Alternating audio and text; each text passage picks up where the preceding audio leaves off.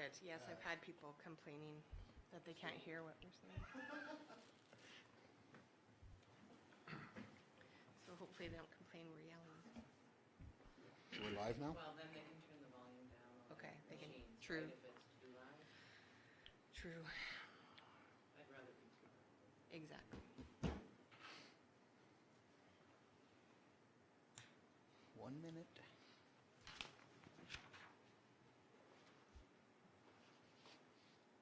Thank you, sir. No. Just me.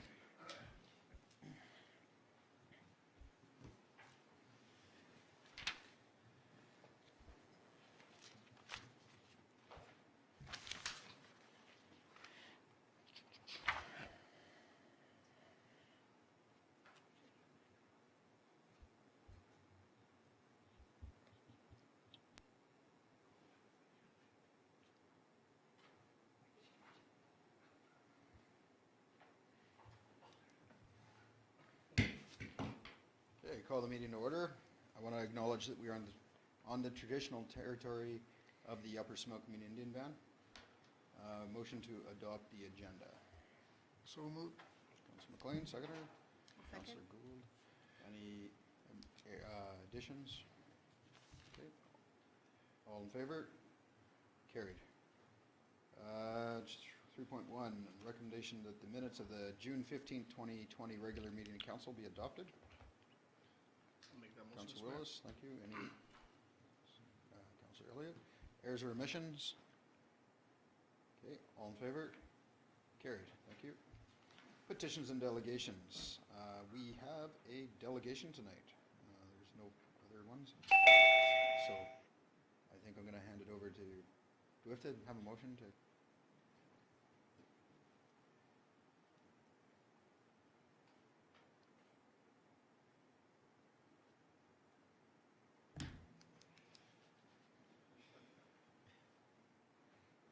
It looks like her mic's Oh, turned hang on, on. yeah, mic's turned off. Yeah, I was gonna say both of them are muted. There we go. There we go. Okay. Can you hear us? I can hear you. Okay. Can you hear me? We can hear you now. Okay, great. Sorry about that. That's okay. Let me just. So my apologies for not being there, but as you know, everything is different with the pandemic, and we're all getting used to new technology. So I'm going to give this a go. Pleasure to be here tonight speaking with you. Unfortunately, I can't see you as I'm speaking, so it's a little bit difficult to read the room, but if you do have a question, please don't hesitate to jump right in. So with that, I'll proceed. Make sure I can. Okay. So Urbanics was hired by the Town of Princeton to prepare this housing needs report, and there were a couple of objectives. Firstly, to identify Princeton's current and projected housing needs, and secondly, to inform future housing-focused policies and programs. So there were several key tasks that we had to undertake as part of the project. Firstly, the demographic and economic assessment, the housing assessment, and then the stakeholder and community engagement part of the project. And I should just mention the stakeholder component involved interviews with key stakeholders from the community, as well as a survey that the response rate is escaping me right now, but it's quite significant in terms of reaching out to the community and getting feedback. With that information, we then prepared an analysis of housing needs and demands, and from there, finding some recommendations to address gaps in the housing continuum for Princeton. So on this slide, we're going to start talking about the results of the housing assessment and the key findings. I just want to draw your attention to the second chart there, which shows the different populations over the years from 1996 to 2016. So these are census year populations. And you'll see in the far right column that the annual growth rate fluctuated. There were both positive and negative annual growth rates, and that's a reflection of what was happening in the local economy in Princeton. when we look at the average annual population growth rate between 2011 and 2016, we see that it was 0.75%. If you go to the next chart, we see that the average annual growth rate for occupied private dwellings was 0.14%. So there's a bit of a disconnect, and what we're saying is that the rate of housing growth did not keep pace with population growth between 2011 and 2016, which are the most recent census years. So the other thing that was noted as part of the housing assessment was that occupied dwelling stock is not consistent with the town's smaller household composition. So what we're seeing here is that there is, when we look at the housing stock in the most recent census, about 2016, 36% of the housing stock was 3-bedroom and 29% was 2-bedroom. And then if we look back to 2011, we actually see like the same kind of trends, 2 and 3-bedroom dominating the scene, but actually a decline from 2011 to 2016 in the stock of 1-bedroom houses. Now this is interesting because the household composition of Princeton is on the smaller side. So 41% of the population is a 1-person household, and 36% is a 2-person household. So there is a disconnect, and as we see it, there's an opportunity to right-size the housing to reflect the household size of the community. And data suggests that demand for housing alternatives is there. If you look at this chart, you'll see under single detached housing that in 2016, the most recent census year, 83% of the total occupied private dwellings were single detached homes. But then when we look at the difference between 2006 and 2016, there's a 120% change in the semi-detached type of housing. So there was definitely an uptick and a kind of move towards something different. And based on what we're seeing in the assessment, one could extrapolate and think that perhaps there is some appetite for other alternatives, like row houses and apartments. The housing assessment also demonstrated a progressive decrease in ownership, which is pointing to an increasing need for rental housing and also more affordable home ownership options. So if we look at the ownership rate in 2006, we see in Princeton it was 75%. 75% of the population owned, but this decreased to 71% in 2016. So the other thing that was noted is the current need for downsize options among seniors and those approaching their seniors years. So what our research showed was that within the renter population, this was dominated by non-senior-led households. But interestingly, within the renter population, the largest segment of renters is the 55 to 64 age cohort. So people that are approaching the senior years. So what this tells us is that seniors who rent should be, duly considered, and that they will have different needs, including more affordable housing due to fixed incomes, accessible living, access to services, and amenities. So this next slide talks about affordability, and the findings demonstrated to us that Princeton has a limited supply of affordable housing compared to what may be appropriate for its population. So Statistics Canada defines households below the affordability standard as those that spend 30% or more of their income on shelter. And what our research showed was that 20% of the total owner and renter households are below the affordability standard in Princeton. So when you look at this chart here, we show comparisons between Princeton, the region, and British Columbia. And just looking at Princeton, you'll see when we look at percent below the affordability standard, renters are at 42% as compared to owners being 12%. So there is definitely a greater need for more affordable housing among the renter population. In terms of rental vacancy rate, we're estimating that it's approximately 0 to 1%, and this is impacting rental rates. So they are climbing in response to the lack of rental. And this was definitely echoed in conversations we had with key stakeholders and the survey responses.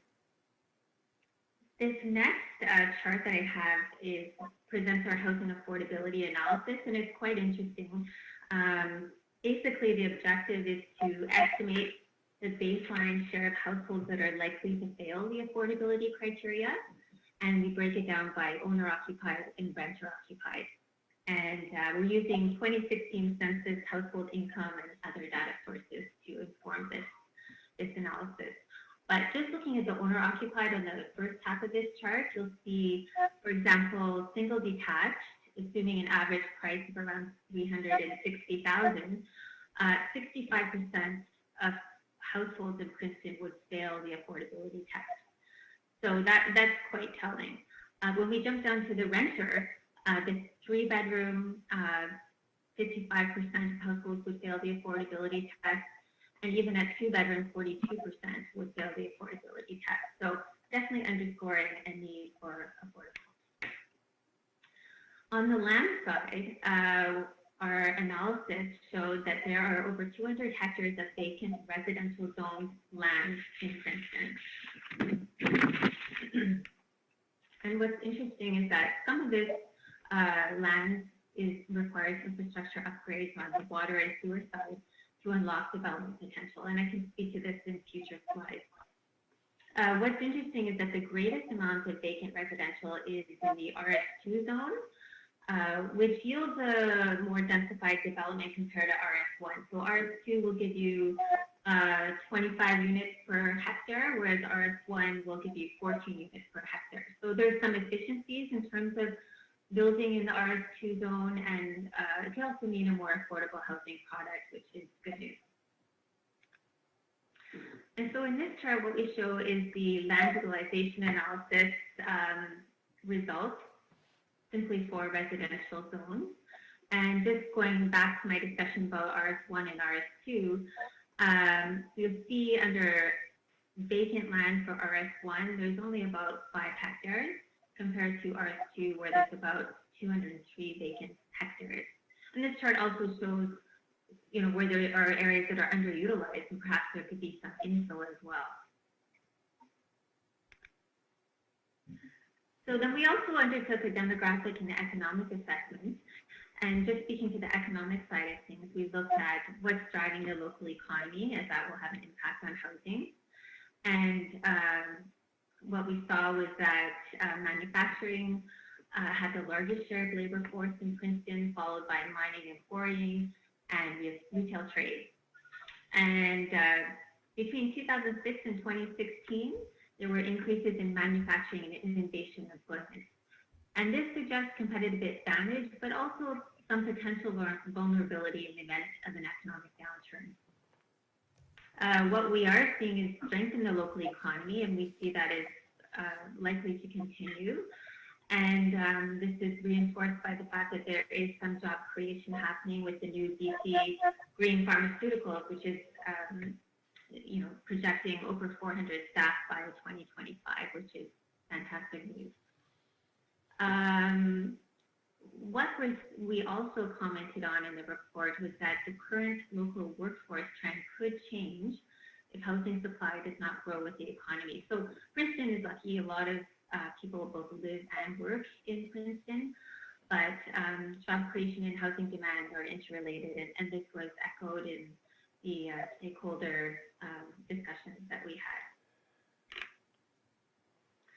So in terms of the demographic side of this assessment, we looked at what the population was projected to grow to by 2031. And I'll just start by saying in 2016, the population was 2,760, so that's a StatCan actual number. And then we projected in 2021 so next year that it would go to 2,841. And then in 10 years following that, up to 3,010. So 169 more people between 2021 and 2031. We thought that there would be proportionally larger working population, and that, of course, the strong local economy would reinforce this. And growth in the seniors population could be expected as the working age population ages over time. And then dominance of the one-person and two-person household reflects the population diversity of the community from the working age cohort, as well as the 65 years and older age cohort. Now, amenity migration is definitely one of the economic drivers locally, and this can be a good thing for the economy when people choose to invest in a town for reasons of access to recreation or investment value or future retirement. But I guess the challenge is when amenity migrants could pull from the local housing stock. So the point here is that production has to keep pace with demand, so there's that balance.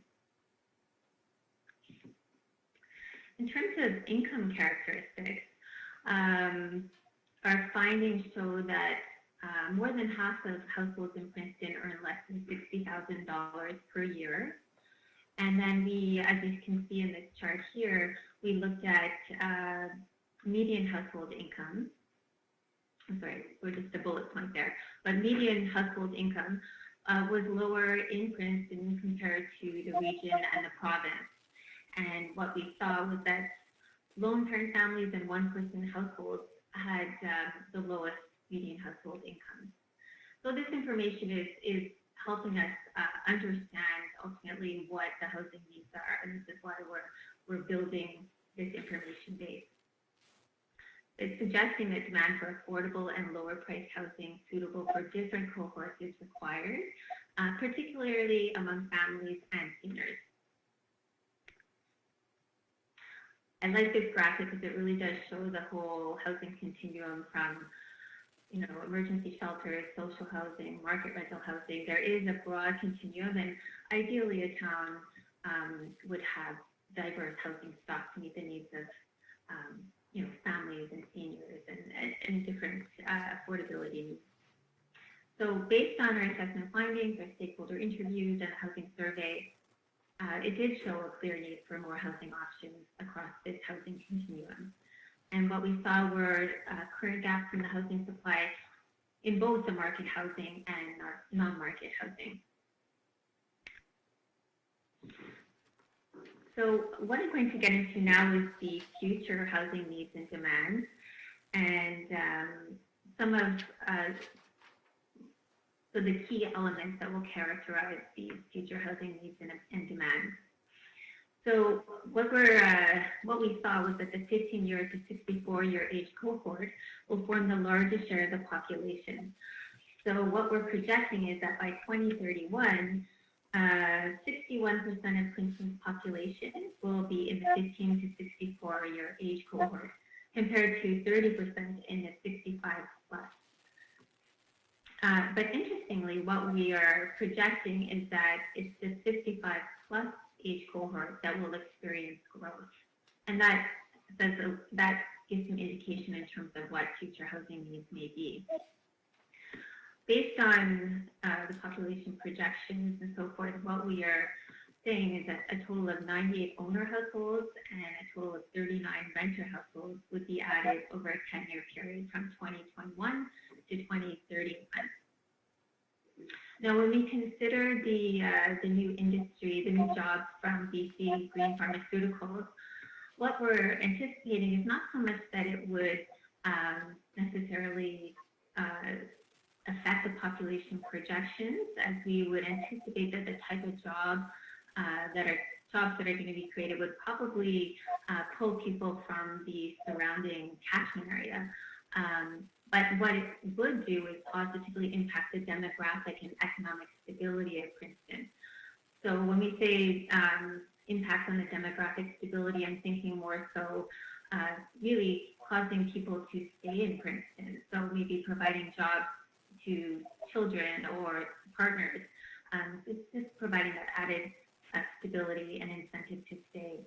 And then in terms of economic stability, as we know, Princeton is a resource-based community, and so having another industry that's not within the resource realm can just add a little bit of stability in case of a downturn. And having these new anticipated jobs, one could also anticipate that it might generate some possible demand for some higher quality housing. Our research also showed that there would be an additional 17 owner households and 34 renter households that are likely to be in core housing needs. So core housing need is, Statistics Canada defines it as households where the housing falls below at least one of the adequacy, affordability, or suitability standards, and 30% or more of household income is spent on rent.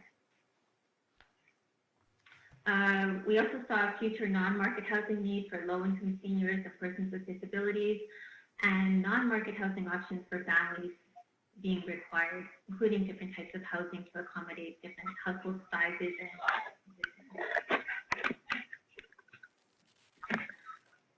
so looking ahead at future housing needs and demands, we're looking at projected future economic growth and current gaps in the local housing stock, and what we're suggesting is that housing needs and demands will need to be met to ensure Princeton's livability.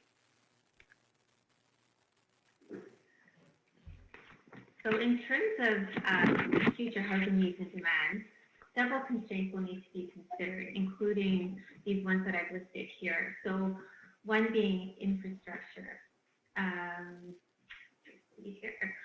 So as I mentioned briefly before, some of the land that is currently vacant would require water and sewer upgrades in order to unlock future development. And what this point is just saying is that any decisions to invest in infrastructure upgrades should be considered relative to the town's objectives in terms of achieving a diverse housing supply. The next point refers to land supply and what types of zone lands are available. So as I mentioned earlier, vacant RS2 zone land will provide a more efficient land use compared to RS1. But also, I mean, as I said, you want to have that diversity in your housing stock, and our inventory analysis, land inventory analysis, indicated that there isn't a comparable amount of vacant land in multi-residential. So that is a constraint. Also, provision of non-market housing, as I'm sure you're aware, it can be somewhat complicated simply because it does require partnerships and financial assistance from other orders of government. But there is a role for municipal on the incentive side and policies and programs and so forth. But ultimately, all of these things will impact the provision of non-market housing and the timing of it as well. So in terms of key housing issues that present challenges, I've listed them here. So first being supply, lack of rental and owner-occupied housing, which isn't meeting current or projected future demands. Diversity, which I feel like I've spoken to quite a bit. It's not reflecting the demographic characteristics of Princeton, so whether it be the income characteristics or the age or the household composition, that type of thing. Affordability. So as I said, the vacancy rate is very low, and the continued pressure on the rental housing market in turn has an impact on affordability. And we see that being particularly acute for renters. But the low vacancy rate suggests that rental housing is touching all segments of the population, but the greatest need is among families and seniors. And again, a challenge would be just trying to align the supply of available and appropriately zoned land to the town's ability or town's objectives when it comes to providing housing. And maybe this land inventory insight that we provided through this report can inform future work, whether it be OCP or zoning bylaw. And so I'm going to move now into the strategies and actions. So various strategies are available to respond to the limited supply and affordability issues in Princeton. And in the report, what we've done is outline high-level strategies that are tied to the key issues that I mentioned earlier about like supply and diversity and affordability. And tied to these strategies are also a number of actions that the town can choose to pursue. And what we've done is group them in terms of low, medium, and high cost. And I'll just walk you through some of these strategies and associated actions. So the first being increased density on properties that are already serviced with municipal water and sewer. So possible actions under this would be encouraging lot splitting, maybe flexibility in minimum lot sizes, requiring new single-family construction to have suite ready so that they don't require renovations later down the road. A second strategy would be to encourage the development and retention of affordable housing units. And this could be encouraging development of smaller units like studios and one bedrooms, again, trying to match the demographic characteristics in terms of household size and income to what's offered on the housing side. Another third strategy would be to encourage more housing diversity through increased supply of entry-level housing for families, and then also senior appropriate housing. And the other one on the next slide is facilitating more discussion between private, nonprofits, developers, and landowners about affordable housing development. And one of the actions that could fall under this strategy would be to form a housing committee to address issues in this report. We also have working with other orders of government, community agencies, development community to address affordable housing, undertaking research and education to support innovations, encourage an increase in the rental housing supply. So this could be through municipal incentives. This could be using town-owned land and partnering with a developer to develop and operate rental. Again, it depends on what kind of cost or effort or need the town sees in terms of how it wants to pursue the actions under each of these strategies. Another strategy would be to establish a housing reserve fund. So Princeton doesn't currently have that, but it would be a way to provide capital grants for acquisition, development, and retention of affordable housing. And lastly, to promote greater accessibility in housing for seniors. So that brings me to the end of the presentation, but I think I'm happy to answer any questions, and my colleague Ross is here as well, who can join in on the discussion as well. Thank you. Thank you. Does anybody have any questions? Councillor McLean.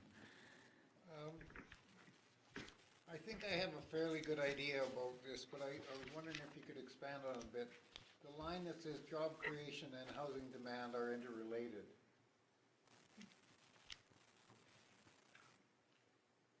Okay, so I guess, sorry, there was a little feedback. Do you want me to expand on the job creation and housing being interrelated? Okay.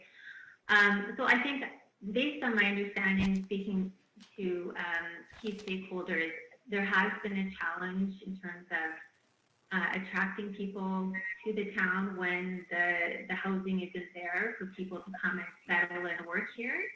On the flip side, it's hard to necessarily build the housing if the jobs aren't there already. So it's this kind of chicken and egg, and it is difficult, and that is why, you know, we've pointed out things such as low vacancy rate and affordability issues, and where we're seeing demand, for example, among families, so that the town can plan appropriately and have housing in place to allow people to live and work on an ongoing basis in Princeton.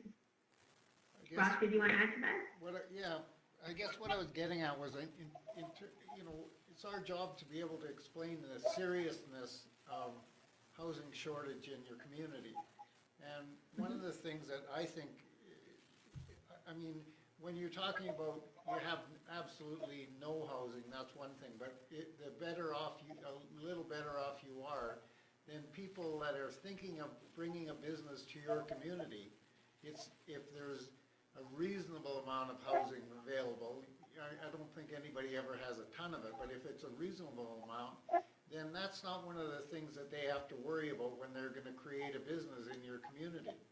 And I think that's an important thing that we can pass on to our constituents in terms of saying, folks, it isn't just because we think, only because some people can't find a place to live and all that. It's also curtailing our prospects of new businesses coming to Princeton because of this shortage that we're facing.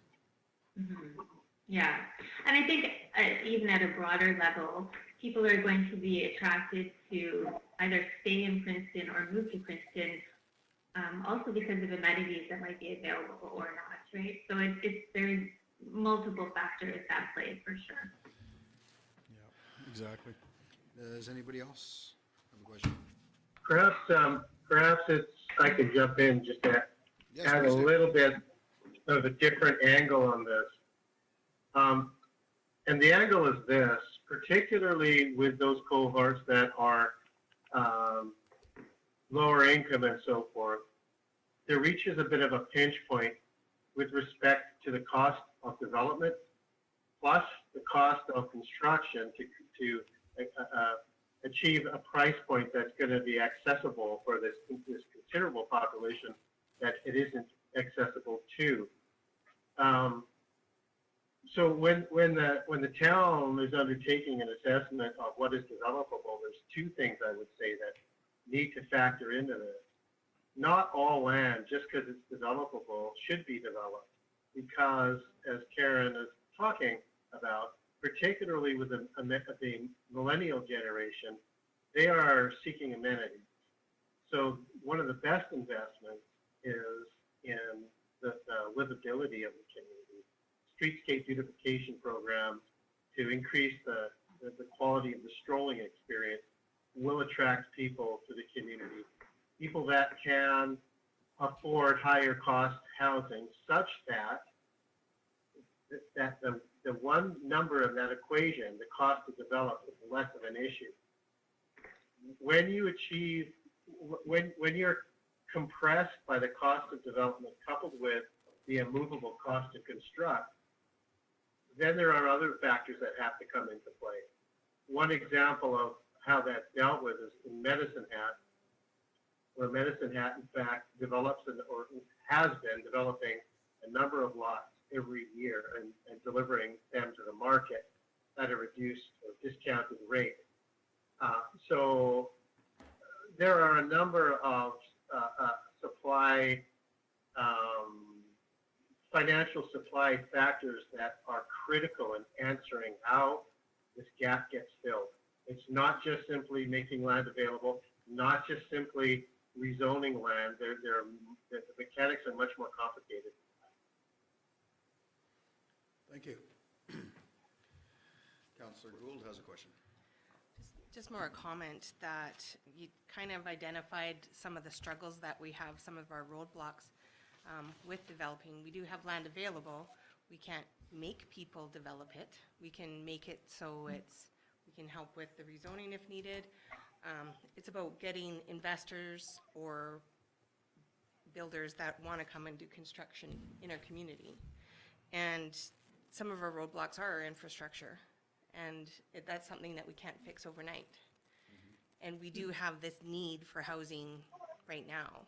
So we're behind, which is this snowball effect. So we do need to work towards identifying, and I like your point there on livability. We do want to still make our community where we can and we want to live in it. And it's a balance. It's trying to find that balance, and that's the struggle we have. Yep. Yeah. Anybody else? Okay. If I could just offer this, Yeah. that struggle around livability, it's not a Princeton issue. Every community I've been in BC have locked horns with what that question means and how to address it. So it's global. And I'm sure at UBCM, you're going to be having those conversations with your colleagues. Excellent. Well, thank you very much. We're going to let you go now and proceed with the rest of the meeting. Thank you so much again. Thank you. Thank you. Thank you. Thank you. I appreciate it. Have a good night. You too. Let me go. And action.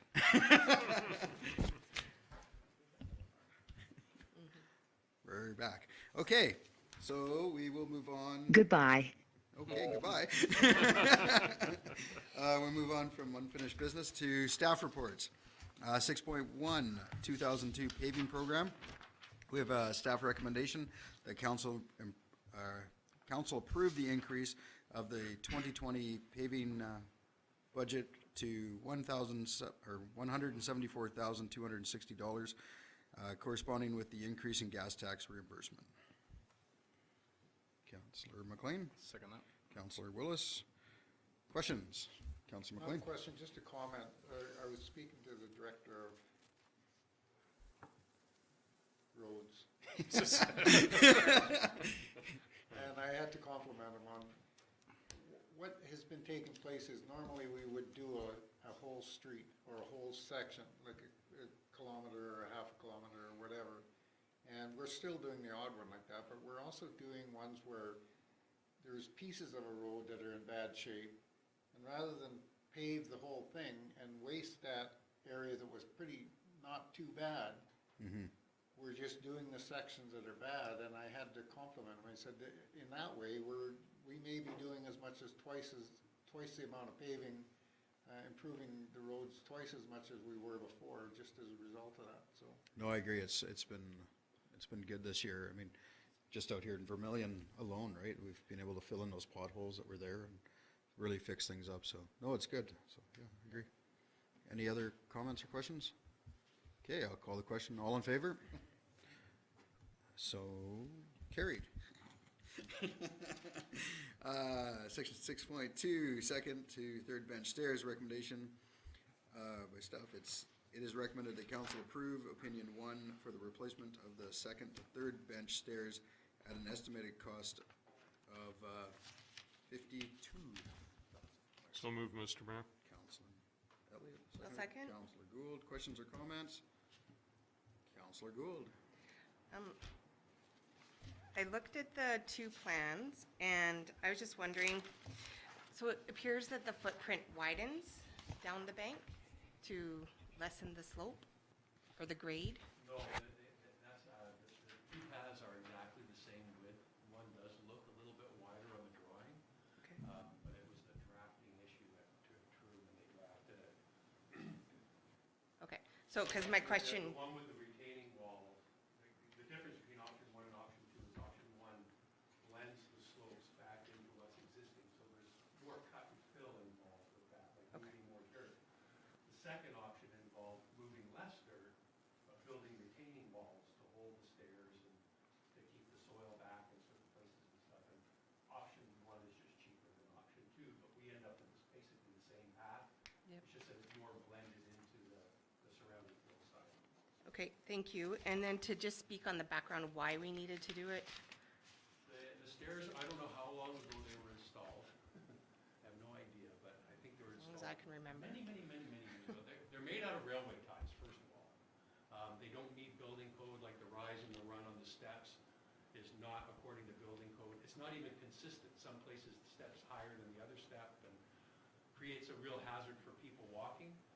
Also, they're starting to deteriorate, of course, because they are wood and they've been in there for a long time. And in the wintertime, they're very dangerous, actually, because when the snow gets on them, it's hard for our crews to even clear that snow off there. And technically, because they don't meet code, people should not be using them. Because if somebody did fall down those stairs, like in the wintertime, they could come back after the town saying those stairs didn't meet code. So this brings it to code. Yeah. Exactly, thanks. And then just my concern about the question about the width was, I wasn't sure if we owned that Yes, land, we own so the it's still whole within our right-of-way where footprint. they're being built. We don't need any Perfect. land. Yeah. Thank you, Jane. And what are these made out of? What are they making of? They're metal. Metal. There'll be a combination of metal stairs similar to what's over on Miners Klein there. Oh, yeah. metal stairs and paths, a combination of stairs and path. Any other comments, Councillor? Yeah, I think you may have just answered the question I was going to have. That is, it's not just a straight run of stairs. According to the drawing, there's some flat sections and stairs to connect the flat sections? Yes, correct. Thank you. Any further questions? Okay, all in favor? Carried, thank you.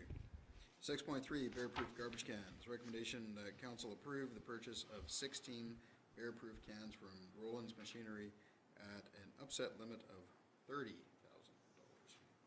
Make that motion, Mr. Mayor. Councillor Gould, seconder. Councillor Elliott. Questions or comments? Councillor Gould. Yes, please. So last July, when we discussed the bear-proof garbage cans, we talked about 9 on the KVR and 9 in the parks for a total of 18. Now we're talking 16. Can you just explain the change, please? Well, we recounted. There is only Okay. 8 on the KVR, and we've already installed 1 bear-proof can at Two Rivers Park. And I think we have 2 bear-proof cans in town already. One's at Two Rivers Park, and I can't remember what the second one is. Up on the hill where our information sign is? Yeah, is that where it is? Yeah, okay, thank you. And then So just, that's the difference. and then to also note, we originally talked 36,000, now we're talking 30,000 Yes. for the difference. Thank you. Yeah. These weren't the first ones we talked about, was it? Pardon me? These weren't the cans we talked about before, was it? Those are the Yes, same and ones? They were the ones that I brought back. Oh, were they the same? Last fall, yeah. Any other questions? Okay, all in favor? Carried, thank you. 6.4, 2020 second quarter financial update. Recommendation that council receive the 2020 second quarter financial update for information only. Councillor Blaine, seconder. Councillor Willis. Questions or comments? Councillor Gould. So Director Graham, just, there's a mention in here in your background that solid waste increase was due to a theft at the landfill. Can you explain what that was? Yeah, do you want to speak to that, Jamie? You're just talking about the revenues? No, just what was the theft of the land? Oh, the theft at the landfill, we had a break-in, they broke the door down, we had to put a new door on. They stole all of our cameras, they stole the computer. Basically, anything electronic that wasn't nailed down got taken. And we had to replace it all because it's our landfill. It's not an obligation of the contractor to replace that, it's our house. You had to replace the debit machine. The debit Everything. machine. Is there, do you have an estimate on what that's cost us so far? I have not off the top No? of my head. Okay, no, that's okay. And then for Jamie, or James, I have a few. On the budget and loss, or profit and loss, it's page 50. It mentions on the tax penalties that there's, the penalties for this year were 781. So that's actually not that high. Does that represent what outstanding current taxes not paid for the year? Yeah, so that would be the 1% penalty that was levied on July the 2nd. Right, so 780,000 unpaid, outstanding? To date, yes. Okay, thanks. And then there was no interest yet on arrears? Wouldn't that be interest from January till? No, there was an error in the coding, so I fixed that. The tax and arrears interest at this point is $2,800. Okay, and then I was really happy to see the tennis court, or the pickleball courts done, so I know that money will go in there now too. Yeah, it wasn't there when. It wasn't at the time. The time it was printed. And then, did we order the asphalt resurfacer? Yes. Okay. The invoice hasn't come in yet. Okay. The other one I just had was an increase on membership dues, like doubled. Was there a reason for that? Yeah, we have more employees, we have more varied memberships. But wouldn't that have been anticipated in the budget? Yeah, it fluctuates from year to year. Sometimes somebody comes up with something, because it's a smaller amount. Sometimes somebody comes up with something that we have to pay that Okay. membership. So. The other thing that added to that, I would just add, is we have, EOCP is a certifying program that you have to have a certified operator for your water and wastewater system. We have a couple of new employees who have joined us in the last year who are going for their certification, so that will Increase that. No, that's great, thank you. Visitor Information Center double maintenance already? Do we know? Yeah. Speak to what? Yeah. Because that wasn't the renovations, because renovations were separate, right? Yeah. There might be a little bit of recategorization, like there's a couple of things in here that are probably a little bit more toward the possible upgrades to the visitor center from last year, so during the audit process at the end of the year, we will reclassify those if they are capital So, expenses. so don't look so closely then. Okay. I'll stop now. Especially with the maintenance side of it, sometimes it's difficult at the time to figure out whether it was part of the rebuild or whether it's ongoing maintenance, so it's part of the audit process that we investigate that. And I've visited the Visitor Information Center. It looks great. It looks really good. Okay, I'll stop. Thank you. Any other questions? Okay, all in favor? Carried. 6.5 is the recommendation that council direct staff to draft a letter of appreciation from the Town of Princeton recognizing Eric Gregson and Lorna Gregson for their long volunteer service to the community. I'll make that motion, Mr. Mayor. Councilor Gould, seconder. I'll second it. Councilor Willis. Any questions? Or? No. Would this be an opportunity to say thank you to It them is. for It's- all their service that they've done within Princeton? Yeah, it's kind of going to be sad that they're leaving, but I'm happy for them at the same time, so. Bittersweet. Okay, all in favor? Thank you, we'll get that done. Carried. 6.6, ministerial order, recommendation that meetings of council for the Town of Princeton be closed to the public for the duration of the state of provincial emergency due to the inability to meet physical distancing requirements in council chambers in accordance with or recommendations under the Public Health Act. Councilor McLean, seconder. Councilor Elliott, questions? Councilor Gould? I understand that, like, even just with the staff that's present in the council chambers, there isn't room for public. I just think it's important that we comment that it's not the intent to keep them out. There's just, we need to be able to practice social distancing. Would there be a way, one was to make sure that the online can hear us, because that was a feedback I got, and So I've gotten a text that it's working tonight. perfect. Carrie said she I hope it's still working. Anybody? So that being clear, and then maybe even when we do speak to staff, I know tonight the microphone that's usually for staff was there for our presentation, just so that their answers could be clearly Yeah. heard as well. And then when there is a need for somebody to do a delegation, can we look at ways of considering feedback from Yeah. that, like as it said within the Yeah, outline? we've been talking about a couple of different options for that, as like a rotation or, bigger space or something, so. It's just we gotta also weigh into that, the technical, so if we wanna be live streamed, then we have to make sure we have all the capabilities to live stream the meeting properly if we go to a different location, and cost implications and stuff, so. Yeah, I have no concerns with it being No, here and just doing letting that. you know why. But the ability that maybe so generally at the beginning of the meeting, CAO Thomas would come in and say there's no questions about that agenda. Somebody would have to write it in. Would it be possible to move that within the order of the agenda and allow for an email submission to us live? If there is a question about just the agenda, I don't know. either Sure. live or in advance, if that was a possibility? That's would work. In advance, yeah, that's open now, Okay. so. Yeah, I just want it to feel that people can still communicate to us. Thank you. Okay. Anything else?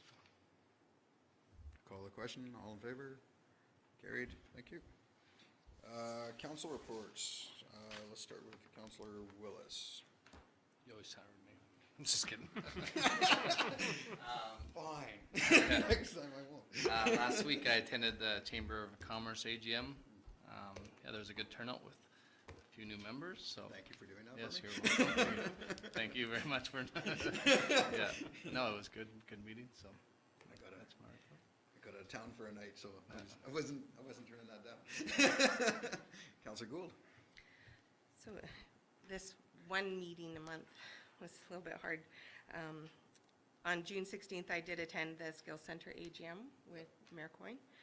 On the 20th of June, I attended the reverse grad parade, which I thought was a great idea, and it seemed to go well. It was great.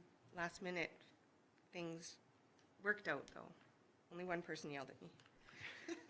And then on July 1st, I attended the virtual Canada Day celebration with Mayor Coyne and Councillor Elliott at the Riverside Centre.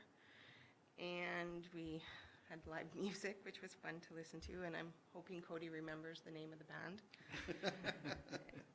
And on July 17th, so Friday, it was so exciting that Tom Co. started prepping the basketball courts up at Riverside to make it a dual-purpose court for basketball and pickleball. And tonight they finished painting the lines.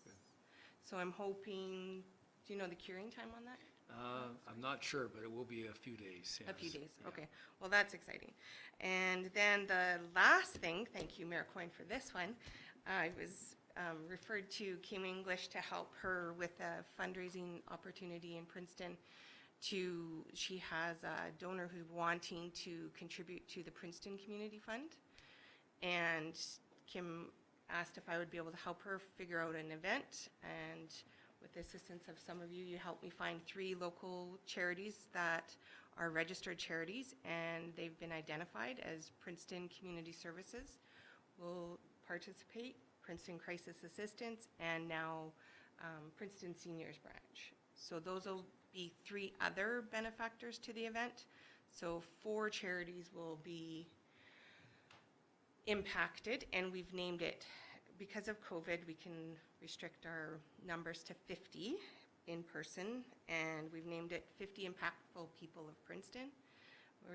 I did a tour of the airport with Gary Schatz and Kim English, and that should provide us enough area for us to practice good social distancing. We've already worked on a few sponsors. Tickets are sale online, and yeah, they're also going to do a virtual opportunity for people who may want to support but not able to come for personal reasons. That's my report. Thank you. Councillor McLean. I'm glad you put me towards the last. I might have heard something that I did. The only thing I can think of is that we held our Princeton Posse AGM, and we have our complement of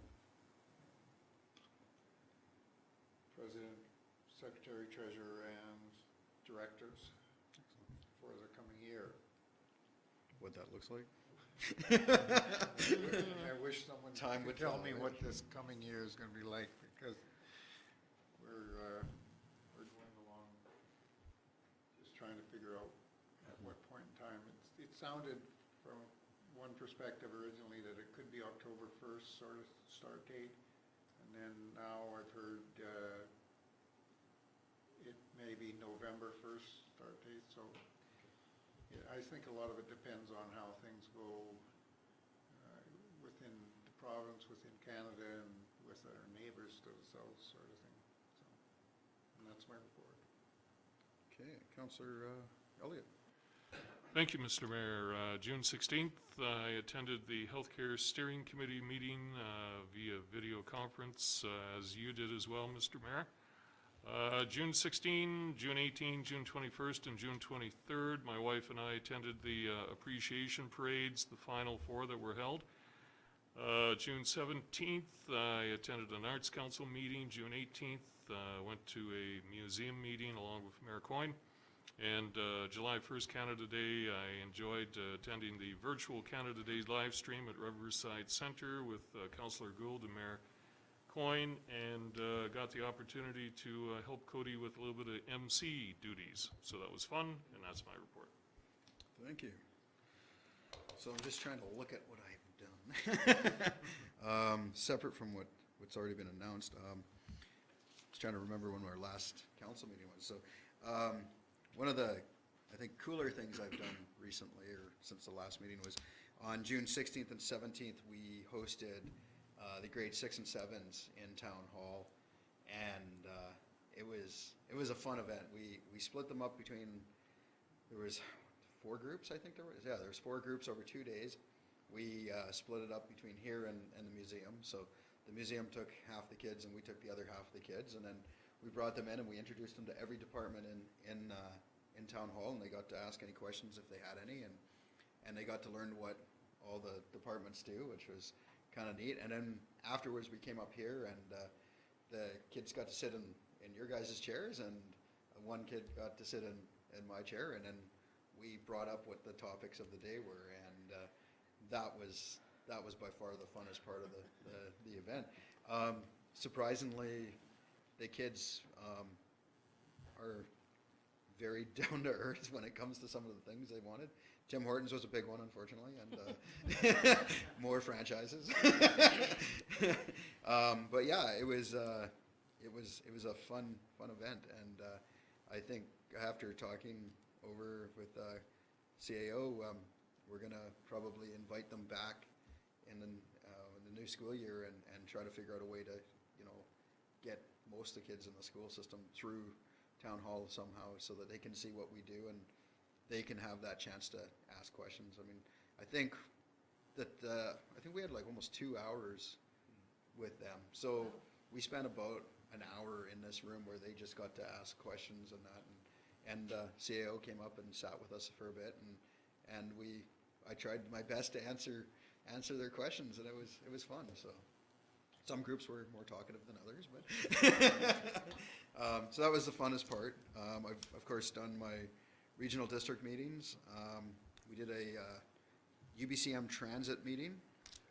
That was interesting because, as you may or may not know, the provinces, we're losing money right now on transit fares because there's no transit fares being collected. So we're a small player in the transit system, but it does affect us as well, as you can see on some of the numbers in our financials. But when you come to the bigger centers, they're hemorrhaging money right now, and the viability of transit is a big question right now. So so that we all, as the mayors of transit, we all got together virtually, and UBCM, we've asked UBCM, we did a poll at the end, and UBCM is going to continue forward to try to work with the province to see if we can't recoup some of those costs, or at least make it so it doesn't hurt so bad. So what else have we done? I guess that's the big stuff. So yeah, okay. We'll move on. Number 8, correspondence for receive and file. We have 3 letters. One from the Princeton Food Bank thanking us for the donation of the $5,000. 8.2 is UBCM gas tax agreement, Community Works Fund payment, and just a letter telling us that we're going to get that extra money. And Canadian Federation of Independent Businesses showing your support for small business recovery by promoting hashtag small business every day. Motion to receive and files 8.1 to 8.3. Councillor McLean, seconder. I'll second. Councillor Gould, any questions? Okay, all in favor? Carried, thank you. Number 9, correspondence action requested, none. 10, bylaws and resolutions. Bylaw number 984-2020, Glenview Park, a bylaw to remove the park dedication and authorize the disposal of the park for the purpose of a residential subdivision. So we have a staff recommendation, but you guys can put whatever recommendation you want on the floor. I'm not going to. So you can see the one that's there. Somebody can move it, or another recommendation can be put forward. We'll leave it to you. So what exactly is this reading? So that is to rescind it and put it to bed. Okay, well, if I could speak to that. Yes, please. The amount of input that I've been getting from people that weren't involved in that area, my feeling is if we're gonna go through this process and give 10% of the people their ability to be able to speak to a issue without going to referendum, then as far as I'm concerned, we haven't really exercised what we set out to do in terms of, and what is this process called? Alternative approval process. Okay, as far as I'm concerned, it's to give us an idea of whether we need to go ahead on something. And the purpose of it is, if we didn't get any of the 10% feedback, we would just proceed with it. Well, we did get 10%, but we still don't have the other 90%. And the feedback I've been getting from people is that they realize, just as we just went through a process of a housing study showing that, and among all the things about shortages for people and a place to live and everything else, the one that stood out to me is that if you're short on the housing end of it, you're curtailing potential enterprises building in your community. And whether I'm in favor of this development or not, it doesn't matter. To me, the point to me is that you give the community a chance to speak on it. If they all agree with the 10%, fine. Hey, we know where we are. However, if they speak up and say it's a little more important to supply housing for any number of reasons than it is to keep a green space so that people don't have houses in their views or whatever. As far as I'm concerned, we simply put that out to the community and let them feed our direction back. The other point I had was, would we be able to include a couple other questions in the referendum that we put out there in order to answer some questions that maybe we're wondering about how we want to go as a council, what directions we want to go. Maybe there's a couple questions that could also be answered in that referendum that would give us direction of how the community feels about our future and where we need to go. It's just, and I appreciate that you want to take 10% who have spoken and take that as supplying your direction. I just see it a little differently. I see it as that. So when we started this process, in my mind, it was to be able to determine whether we needed to go to referendum or not. So would you want to refer this back to staff and have staff come back to us? Or? I would like, my feeling would be to refer it back to staff and prepare the question, the question to the public, but also prepare other questions that we may want to ask the community in terms of, do you agree, we're thinking of doing this, or we're thinking of doing that, and what's your feedback on it? Okay. Sort of thing. Okay, so is that your motion? I would so, yeah. Seconder? Okay. So we have a motion on the table right now to refer this to staff and come up with other questions. We have a seconder. Do we have any comment to the question, to the motion? Councillor Willis. Can you explain the process a little bit more of going to a referendum? So there is a time limit with the AAP process that we only have so many days after that finding to put it to a referendum. So I believe it's, Carrie, it's October 1st, I think is the deadline. So if council chooses to go to referendum, then we would have to do it within that timeline. It's not a onerous process, but it is a little bit more costly than an AAP process. Councillor Gould? Did you have a follow-up? I was just thinking, and then Sorry. how many people do we need then? Is there a certain amount of percentage of the people that says for it? Or? Yeah, then it's just a Matter of simple majority. Yeah. Councillor Gould? So I think now would be a good time to clarify our intent of why we went with the alternative approval process. One was cost. Yeah. Two was not to develop and put 8 houses up there. We picked a cul-de-sac or off-road. Yeah. Like from street or cul-de-sac. So if we were to go to the referendum status, then we would be able to give more clarity to it.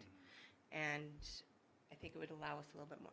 I know we were intending to avoid that, but in the democratic process, we've also got feedback that it's important to the 10% that needed to, so that we couldn't proceed that way. It's not finished, it's just now, do we rescind it, or do we go to the referendum state? How much time, if October 1st is when we need to have a referendum done by, how much time do you need to prepare for your notice, and is it, I might defer this to, how much time do you need, Gary? She was waiting for that. We have So if council decided tonight to do the alternate recommendation that's on here to go to a referendum, we have a special meeting of council on the 4th of August. We'd have to appoint a deputy or a chief election officer, a deputy, start the process of polling, pick the dates. We need 2 dates. It's like running an election and then ordering the ballots. And how many times do you need to advertise it? Like how many consecutive? It's exactly the same Same as as an running election. an election. And 3 months? Yes. So we're right on this. We need to determine now or very soon. So maybe if the motion's to refer back to staff, that we can make that decision by the 4th. Can I make a request that on our special meeting with council that we are live streamed that day too? Okay. Do we have an estimate cost for? I think it says 5 Yeah. here. It's about 5,000. About 5. Mhm. Okay, any other questions? No? Okay. Anybody else with any questions? Okay, then I will call the alternative. All in favor? Okay, it is carried. Okay, there's no new business, so that brings us to agenda conclusion. Motion to close, recommendation that the meeting be closed to the public for the purpose of considering the following: personal information about identifiable individual who holds or is being considered for a position as an officer, employee, or agent of the municipality, or another position appointed by the municipality, litigation or potential litigation affecting the municipality, negotiations and related discussions respecting the, I gotta put my glasses on, respecting the proposed provision of a municipal service that are in their preliminary stages, and that in the view of the council could reasonably be expected to harm the interests of the municipality if they were held in public. That motion. Councilor Gould, seconder. Councilor Willis. All in favor? So moved. Thank you. And good night out there.